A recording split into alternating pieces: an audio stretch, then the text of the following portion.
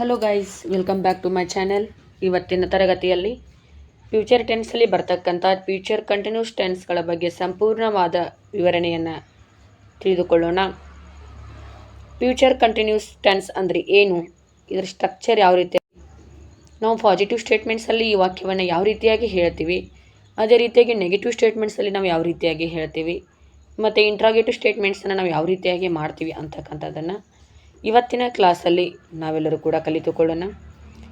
Okay, ಇವತ್ತಿನ ಕ್ಲಾಸನ್ನು ಪ್ರಾರಂಭಿಸೋಣ ವಿದ್ಯಾರ್ಥಿಗಳೇ. ಓಕೆ, ಎಲ್ಲರೂ ಕೂಡ ನೀವು ನೋಟ್ಸನ್ನು ಬರೆದಿಟ್ಕೊಡ್ರಿ. ಫ್ಯೂಚರ್ ಟೆನ್ಸ್ ಅಂದರೆ ಭವಿಷ್ಯತ್ ಕಾಲ. ಅದರಲ್ಲಿ ಬರ್ತಕ್ಕಂಥ ಎರಡನೆಯದು ಒಂದು ಟೈಪ್ಸ್ ಯಾವುದಪ್ಪ ಅಂತಂದ್ರೆ ಫ್ಯೂಚರ್ ಕಂಟಿನ್ಯೂಸ್ ಟೆನ್ಸ್, ನಿರಂತರ ಭವಿಷ್ಯತ್ ಕಾಲ ಅಂತ ನಾವು ಕರಿತೀವಿ. What is the future continuous tense? Future continuous tense ಅಂದರೆ ಏನು? Listen here students, future continuous tense ಅಂದರೆ ಏನು ಅಂತಂದ್ರೆ, the future continuous tense is used to denote an action that will be going on at some time in future. Okay, listen here students, the future continuous tense is used to denote an action that will be going on at some time in future. ಮುಂದೆ ಒಂದು ನಿಗದಿತ ಸಮಯದಲ್ಲಿ ಒಂದು ಕ್ರಿಯೆಯು ನಡೆಯುತ್ತಾ ಇರಬಹುದಾದ ಸಾಧ್ಯತೆಯನ್ನು ಕುರಿತು ತಿಳಿಸುವುದೇ ನಿರಂತರ ಭವಿಷ್ಯತ್ ಕಾಲ ಅಂತ ಕರಿತೀವಿ ನಾವು. ನೋಡಿರಿ, ಮುಂದೆ ಯಾವುದೇ ಒಂದು ಸಮಯದಲ್ಲಿ ನಮಗೆ ಗೊತ್ತೈತಿ, ಆ ಸಮಯದಲ್ಲಿ ಆ ಕೆಲಸ ನಿರಂತರವಾಗಿ ನಡೆಯೋದೈತಿ, ಅದನ್ನು ತಿಳಿಸೋದಕ್ಕೆ ನಾವು ಏನಂತ ಕರಿತೀವಿ? ಫ್ಯೂಚರ್ ಕಂಟಿನ್ಯೂಸ್ ಟೆನ್ಸ್ ಅಂತ ಕರಿತೀವಿ.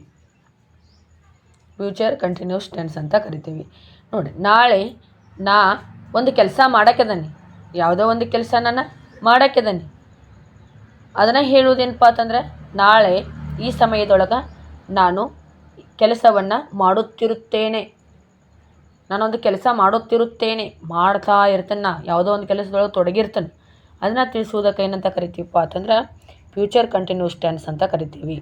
ಸ್ಟ್ರಕ್ಚರನ್ನು ನೋಡಿರಿ, subject plus shall or will plus be plus V one plus ING plus object. ಇಲ್ಲಿ ಬರ್ತಕ್ಕಂಥ ಒಂದು ಫಾರ್ಮುಲಾ, ಇಲ್ಲಿ ನೋಟ್ಸನ್ನು ನೋಡ್ಕೊಡ್ರಿ, ಇದು ನೋಟ್ ಮಾಡಿ ಇಟ್ಕೊಡ್ರಿ. ಶಾಲನ್ನು ಯಾವಾಗ ಯೂಸ್ ಮಾಡ್ತೀವಿ ಮತ್ತು ವಿಲ್ಲನ್ನು ಯಾವಾಗ ಯೂಸ್ ಮಾಡ್ತೀವಿ ಅಂತಕ್ಕಂಥದ್ದು, this is the more important topic.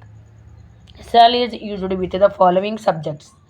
I ಮತ್ತು ಉಯ್ ಬಂದಾಗ ಕಂಪಲ್ಸರಿ, ಯಾವುದೇ ಸಮಯದಲ್ಲಾಗಿರ್ಬೋದು, ಐ ಮತ್ತು ಉಯ್ ಬಂದಾಗ ನಾವು ಫ್ಯೂಚರ್ ಟೆನ್ಸಲ್ಲಿ ಏನು ಮಾಡ್ತೀವಪ್ಪ ಅಂತಂದರೆ ಶಾಲನ್ನು ಬಳಸ್ತೀವಿ.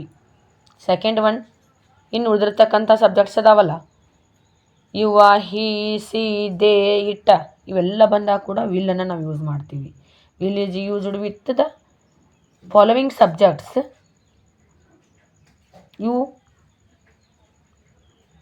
You, he, she, they, it, ಇವುಗಳು ಬಂದಾಗ ನಾವು ವಿಲ್ಲನ್ನು ಬಳಸ್ತೀವಿ. ಓಕೆ, ಒಂದು ಎಕ್ಸಾಂಪಲ್ಸನ್ನು ನೋಡಿರಿ ವಿದ್ಯಾರ್ಥಿಗಳೆಲ್ಲರೂ. I shall be bringing flowers. I shall be bringing flowers, ನಾನು ಹೂಗಳನ್ನು ತರುತ್ತಿರುತ್ತೇನೆ. ನೋಡಿರಿ, ನಾನು ಹೂಗಳನ್ನು ತರುತ್ತಿರುತ್ತೇನೆ. ಯಾವಾಗ? ನಾವು ಮುಂದಿನ ಒಂದು ಸಮಯದಲ್ಲಿ ನಾನು ಹೂಗಳನ್ನು ತರುತ್ತಿರುತ್ತೇನೆ. I shall be bringing flowers tomorrow, ನಾನು ನಾಳೆ ಹೂಗಳನ್ನು ತರುತ್ತಿರುತ್ತೇನೆ.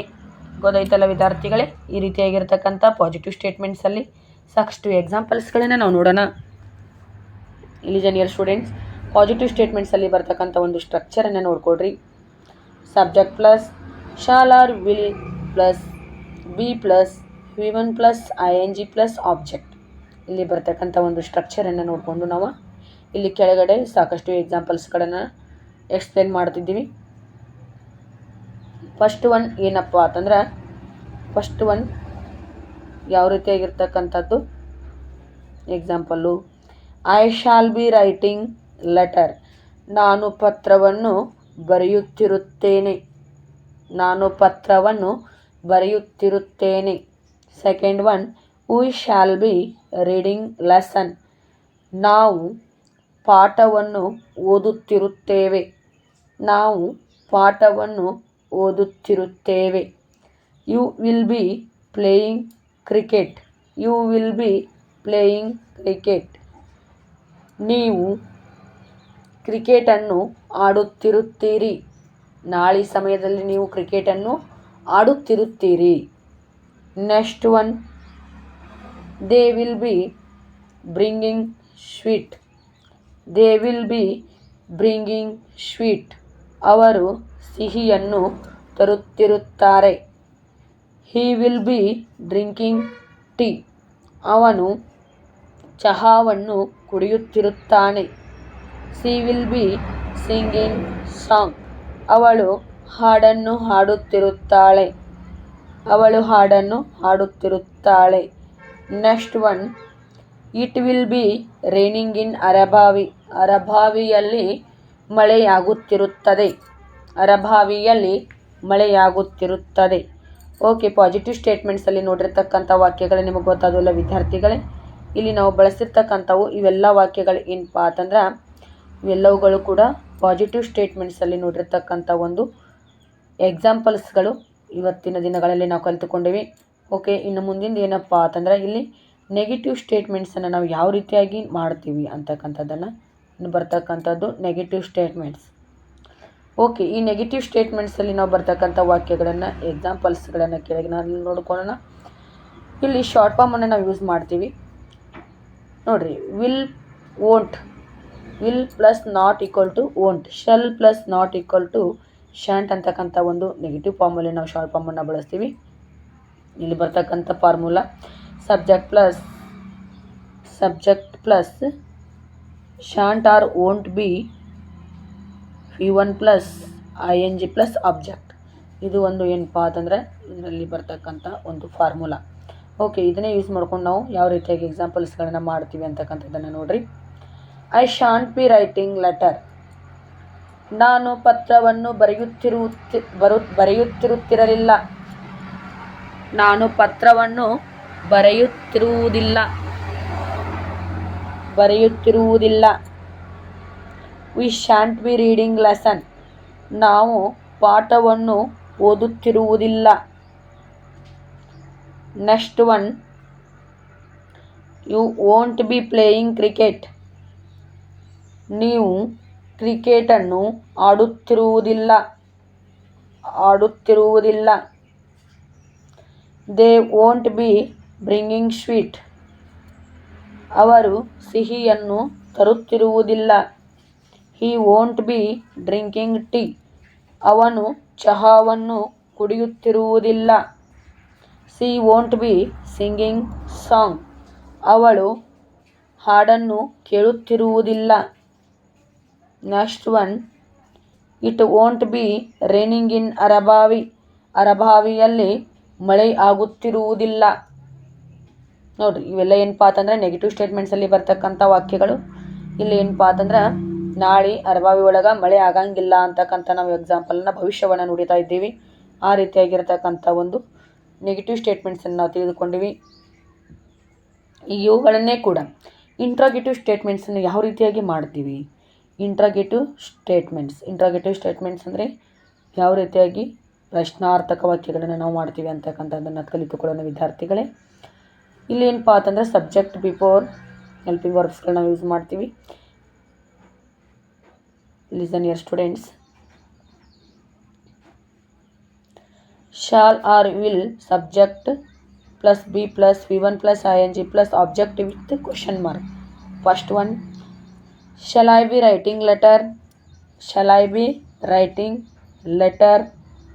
ನಾನು ಪತ್ರವನ್ನು ಬರೆಯುತ್ತಿರುತ್ತೀನಿ.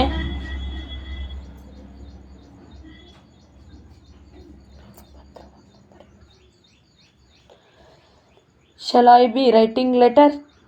ನಾನು ಪತ್ರವನ್ನು ಬರೆಯುತ್ತೇನೆಯೇ. Shall we be reading book.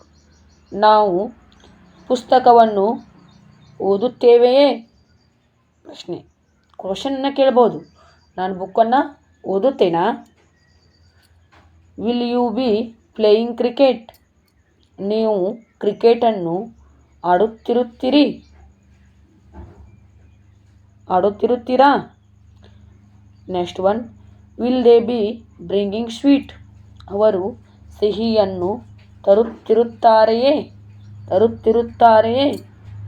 Will he be drinking tea. ಅವನು ಚಹಾವನ್ನು ಕುಡಿಯುತ್ತಿರುತ್ತಾನೆಯೇ ಕುಡಿಯುತ್ತಿರುತ್ತಾನೆಯೇ. Next one, will she be singing song. Will she be singing song.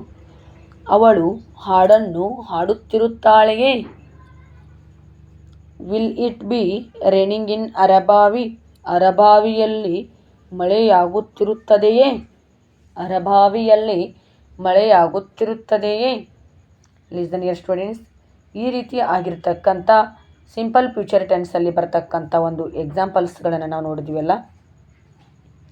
ಎಲ್ಲ ವಿದ್ಯಾರ್ಥಿಗಳು ಕೂಡ ಇವತ್ತಿನ ಕ್ಲಾಸನ್ನು ನೀವು ನೋಟ್ಸನ್ನು ಮಾಡಿಟ್ಕೊಳ್ರಿ. This is more important topic in English grammar.